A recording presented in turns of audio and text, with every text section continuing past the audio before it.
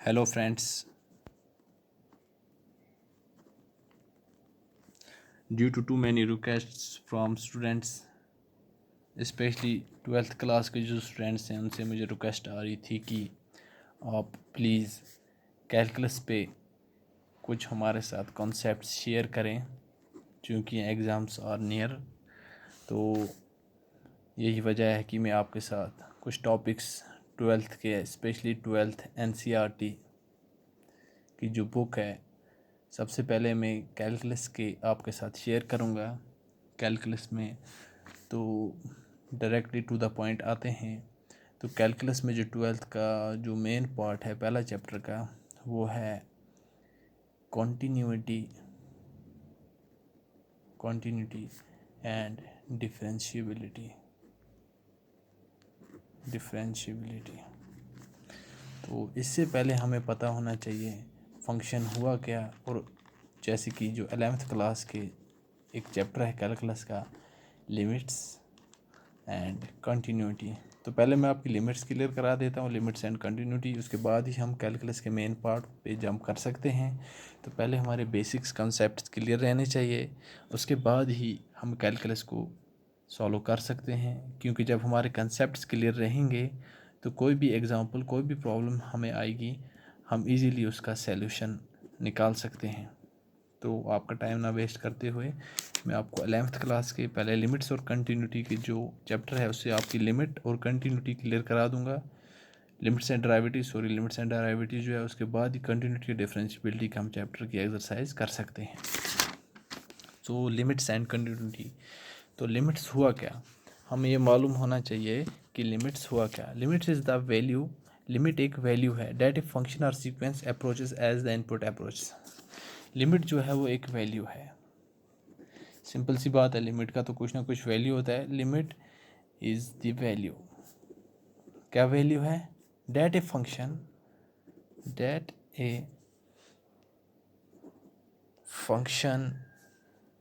और sequence approach as the input approach some value. देखिए हमें इनपुट में जो वैल्यू मिल रहा है, limits is the value that a function और सीक्वेंस अप्रोच। लिमिट एक वैल्यू है जो फंक्शन या सीक्वेंस अप्रोच करती है जब इनपुट अप्रोच करेगा सम वैल्यू को। सिंपल सी बात है, अगर limit x tends to 1, F of X हमारे पास एक फंक्शन दिया है, अगर हम इसको लिमिट से अप्लाई करेंगे this simply mean is that f of x is equal to 1। Limits क्या दी है हमारे पास, x, f of 1 is equal to 1। Simple सी बात है, क्योंकि f of 1 is simply equal to 1। ये हमारे पास एक सिंपल सी डेफिनेशन रहेगी लिमिट की, कि लिमिट किसे कहते हैं। उसके बाद मैं आपको क्लियर करा देता हूँ डिराइवेटिव किसे कहते हैं।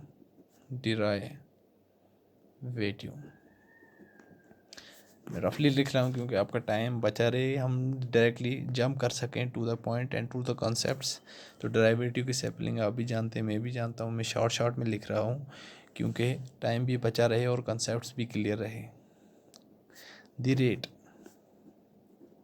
Of change of a function with respect to a variable.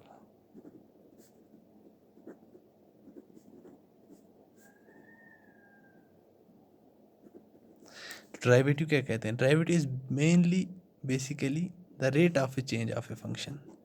किस रेट पे फंक्शन चेंज हो रहा है विथ रिस्पेक्ट टू वेरिएबल, किस रेट पे फंक्शन जो है वो चेंज हो रहा है with respect to variable. Simple सी, the rate of change of a function with respect to variable. Variable जिस रेट पे चेंज होगा उसी रेट पे हमारा जो फंक्शन है वो भी चेंज होगा। इसे कहते हैं derivative, rate of change. Simply rate of change is known as derivative. Rate of change of a function, जैसे rate of change of velocity is known as acceleration, तो simply the rate of change of a function with respect to variable is known as derivative. फिर हमें उसका derivative निकल सकता है। तो ये थी सिंपली लिमिट्स और डेरिवेटिव्स। ये हमें जब क्लियर हो जाएंगे उसके बाद ही हम 12th कैलकुलस को क्लियर कर सकते हैं। तो बेसिकली मैं थोड़ा पीछे आ गया था, तो एक एग्जांपल से मैं आपको समझा देता हूँ। NCERT 11th की example, find the limits. Limit दी कि x टेंड्स टू 1 और फंक्शन x³ + x² + 1। सो इसकी सोल्यूशन जो है, द रिक्वायर्ड लिमिट्स और all limits of some polynomial functions, hence the limits और द वैल्यूज। देखिए लिमिट्स क्या होते हैं, limits are the values of a function at prescribed points. जैसे फंक्शन है हमारे पास x³ + x² + 1, लिमिट दी गई x टेंड्स टू 1, तो हम लिमिट्स अप्लाई करेंगे। सिंपल फंक्शन है, कॉम्प्लेक्स फंक्शन नहीं है, सिंप्लीफाई करने की ज़रूरत नहीं है, तो डायरेक्ट लिमिट्स अप्लाई करेंगे। x³ लिमिट x की क्या दी गई है 1, तो 1³ x² की जगह लिमिट क्या दी गई है 1² + 1, तो 1 + 1 + 1 1 2 3 विच इज़ इक्वल टू 2 3। तो सिंपली हमने एक एग्जांपल समझी लिमिट्स किसे कहते हैं। तो आपने अच्छे से क्लियर हो गया होगा लिमिट्स किसे कहते हैं और डेरिवेटिव किसे कहते हैं। इसके बाद मैं आपको डायरेक्ट 12th के कैलकुलस पे ले जाऊंगा कंटिन्यूटी एंड डिफरेंशियबिलिटी के लिए। So thanks for watching this. आपके सारे कंसेप्ट क्लियर रहेंगे।